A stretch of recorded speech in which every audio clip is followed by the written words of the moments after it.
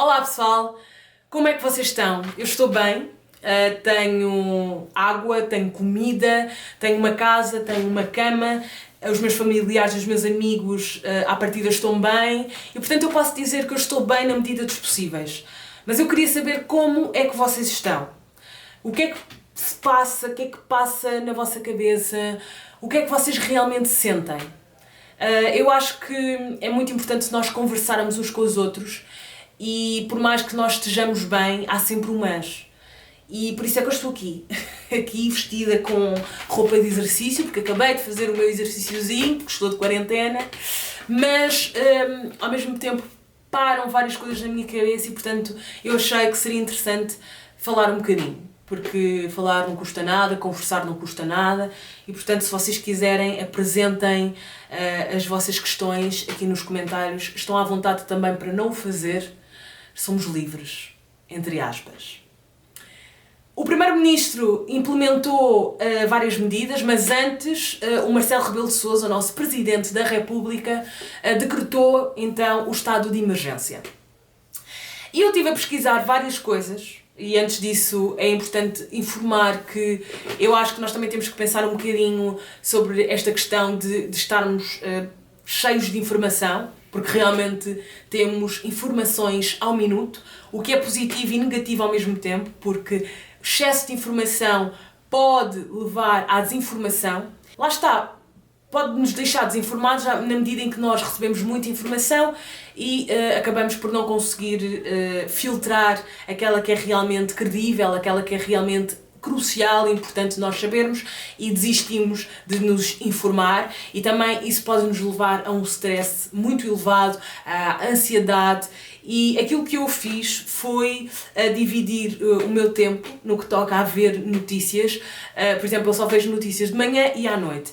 O meu WhatsApp não existe neste momento, quer dizer, existe, mas eu tirei a internet do meu telemóvel para não estar sempre a ir ver as notificações, a ver os meus amigos a falarem sobre esta questão do coronavírus, que realmente é importante nós conversarmos, mas às vezes nós temos que perceber até que ponto é que é saudável para nós conversar sobre certos temas. E para mim não está a ser muito saudável porque eu estou a irritar-me profundamente com algumas coisas que andam a acontecer e portanto acabo por agir de formas que eu não quero e por isso evito neste momento falar ou debater muito sobre este assunto. Mas não me deixo de informar, por isso é que, repito, vejo as notícias de manhã e à noite. E é assim que eu controlo a minha ansiedade e o meu stress perante esta calamidade que é esta pandemia, que é este vírus, que é o Covid-19. O nosso Presidente da República decretou então o estado de emergência e foram implementadas várias medidas pelo António Costa, só que são medidas que, na minha opinião, já estavam a ser implementadas pela sociedade e que já tinham sido chamadas à atenção pelo próprio Primeiro-Ministro, então eu achei muito estranho esta questão do estado de emergência, então eu fui pesquisar e percebi que o estado de emergência o que faz é limitar os nossos direitos. Ou seja, por exemplo, o nosso direito à greve, à manifestação, ao deslocamento, não é? À nossa, esqueci-me da palavra, mas ao nosso poder de deslocamento, vamos assim dizer, também é limitado e em cima desses direitos que passam a ser limitados são criadas outras medidas.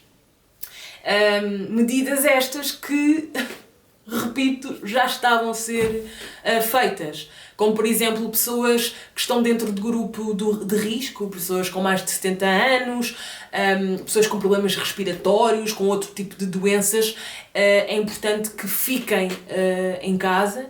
E depois também há outras coisas que têm sido feitas que também são todas muito interessantes, como, por exemplo, pais que tenham filhos menores de 12 anos recebem 66% do salário, não é? Trabalhadores independentes, o que é ótimo, recebem 1/3, obviamente que não é muito, mas enquanto trabalhadores independentes não serem esquecidos no nosso país é fantástico. E muitas outras medidas, só que ao mesmo tempo o que eu vejo é a minha mãe, que é empregada doméstica, a não ser citada nestas medidas, não é? Porque o estado de emergência é aquilo que faz, e eu li, e vou deixar algumas coisas que eu li sobre isto, é, para além de nos limitar os direitos, é fazer com que certas empresas continuem a trabalhar. E vocês vão me dizer, sim, por exemplo, os supermercados, vão continuar, os hospitais, os bancos, ok. Só que pessoas que trabalham, por exemplo, empregadas domésticas como a minha mãe, têm que esperar que os patrões digam para ficar em casa. Porque a quarentena voluntária na situação, por exemplo, da minha mãe, não é uma opção na medida em que ela não tem certezas se a patroa irá pagar o salário mesmo ela estando em casa, não é? Mesmo isto sendo um direito. Nós temos que ser realistas e perceber que isto acontece. E outros trabalhadores, outras pessoas que trabalham em outros ramos, outras empregadas que têm um problema enorme porque se não receberem, ou se receberem metade, ou os próprios 66%, não conseguem pagar as suas contas, não é? E o que é que nós fazemos com esta situação? Como é que nós nos sentimos com isto? Nós, os filhos, nós as pessoas que estamos a fazer as quarentenas e que estamos a tentar fazer com que este vírus não se espalhe mais, o que é que nós podemos fazer? Porque eu sinto-me um pouco angustiada porque eu vejo que a minha mãe continua a circular por aí, que o número de mortes neste momento que eu estou a gravar este vídeo são 6, ela continua a ter que mexer na louça que ela levanta lá na casa da patroa, do almoço dos patrões e dos filhos e dos netos dos patrões, e a ter que realmente colocar as nossas vidas também em perigo, e a ficar angustiada com esta situação e a não poder tomar uma decisão que não seja trabalhar. Eu acho que este tipo de situações torna-nos muito mais conscientes. No sentido em que, por exemplo, vamos depois ao supermercado e percebemos que talvez não temos que levar tudo, mas sim aquilo que nós necessitamos.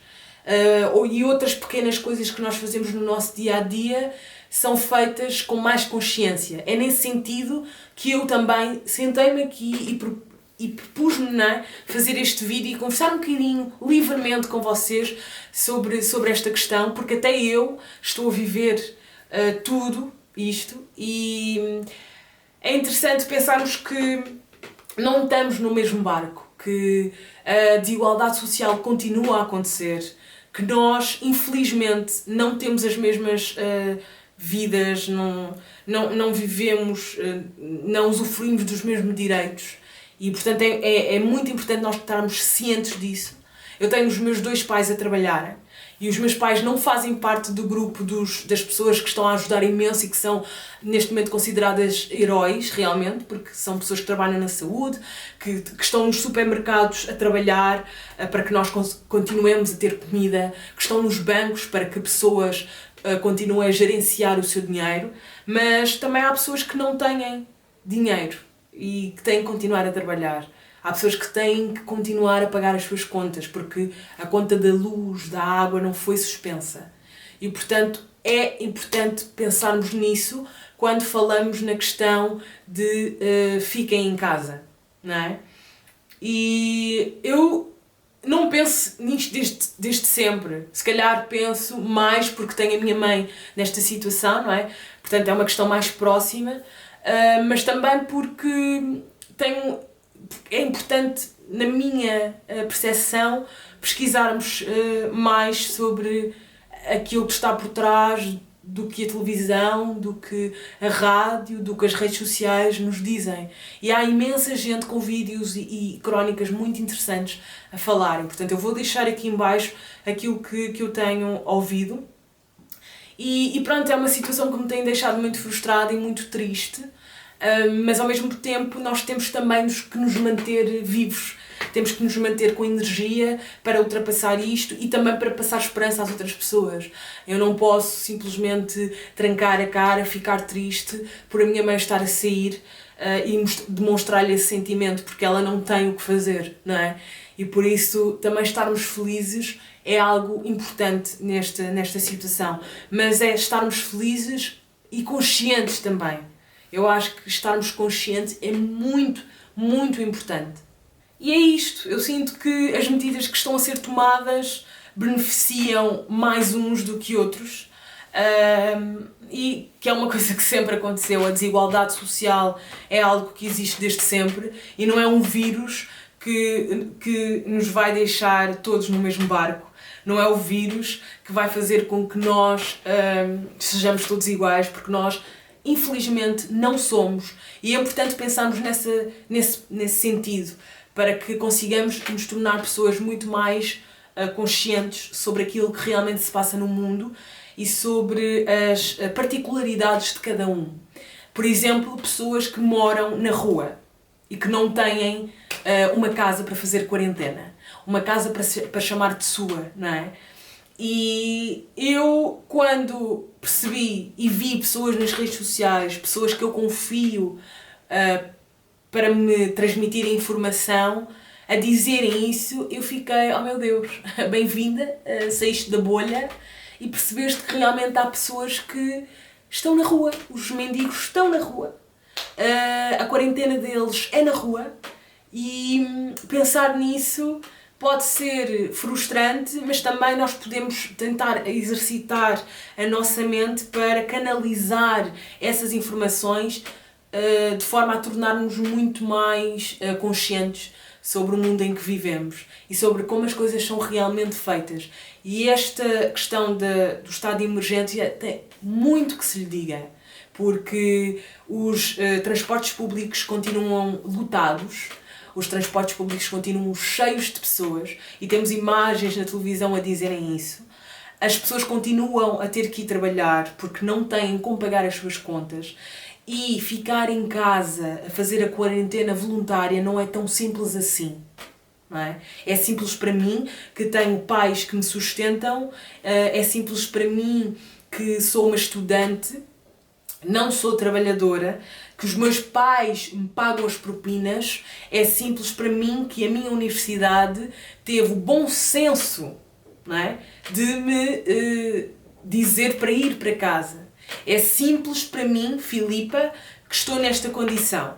Mas não é simples para o João, para a Joana, para a Maria, para a minha mãe, que têm que sustentar outras pessoas, no caso eu, a minha irmã e outras pessoas, e por isso têm que ir trabalhar. Não é simples para o meu pai, que trabalha numa empresa de seguros e tem que ir trabalhar na mesma porque o correio vem todos os dias.